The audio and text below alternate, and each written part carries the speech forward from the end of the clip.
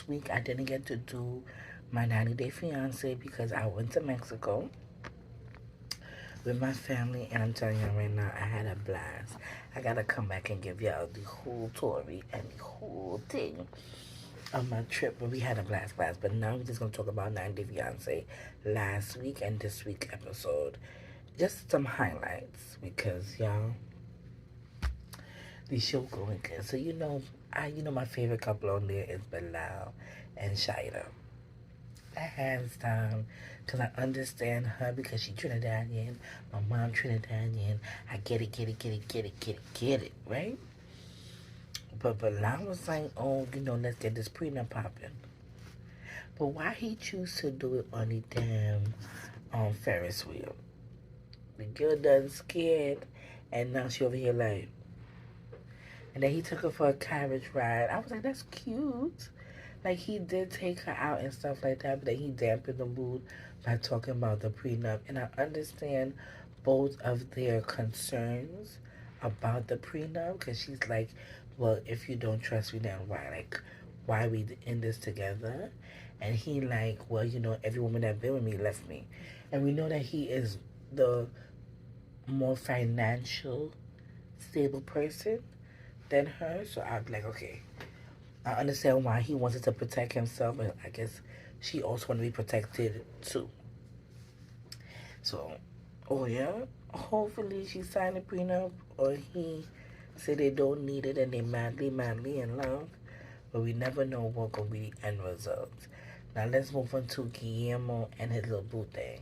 So his brother passed away, and that was sad because now he can't be there for the funeral and stuff like that. So it's always hard going through grief and loss, and especially when you can't be there, it's the hardest. Because I just went through that. Like, my grandmother passed away, and the same day that I was in Mexico was the same day that they did her viewing, and then the following day was her burial.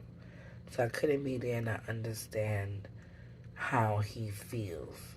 And like, you don't really get much closure because you don't get to see that, like, final, like, they sent me a picture of her, and I was just like, reality is real. Like, my grandmother is no longer here.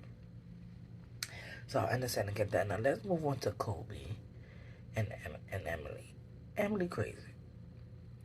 Emily crazy because she went and bought her own damn ring, revealed to her family in the wedding shop.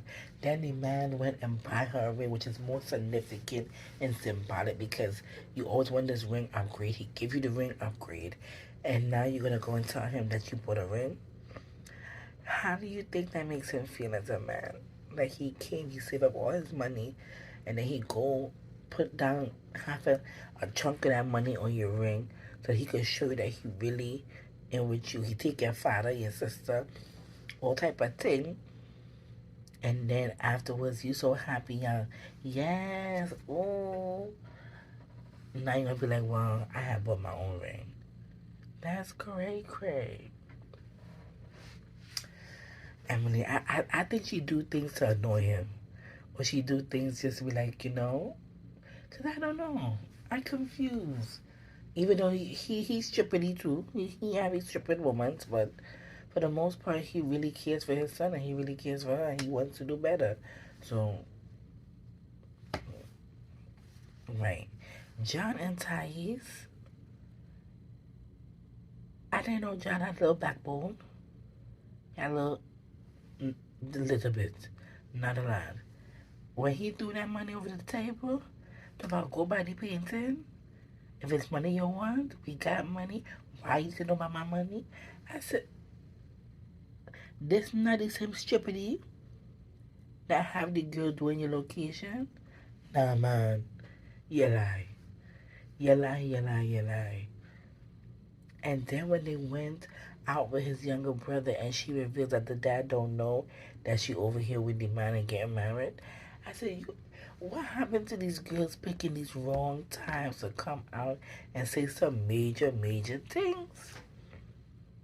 You, like, that was the wrong timing. They have a song, Wrong Timing. Bad timing. Bad timing. Bad, bad, bad timing. My girl, I was keeping that to after we get married or, reveal to my father, like, hey, I'm here, we're together, I'm actually coming here to get married, and call it a day. But to say that in front of his family, he over there looking shocked. The brother like, what the hell? Okay, I need y'all to get it together. Like 90 Day Fiance, please let's get it together. And I keep saying every week that I hope these couples could make it, and I hope these couples could work through their communications. And because when you're coming from two different worlds, it's kind of hard to be on alignment, but you have to work at it. And once you put in the work, then it's gonna flourish. Let's see what next week brings.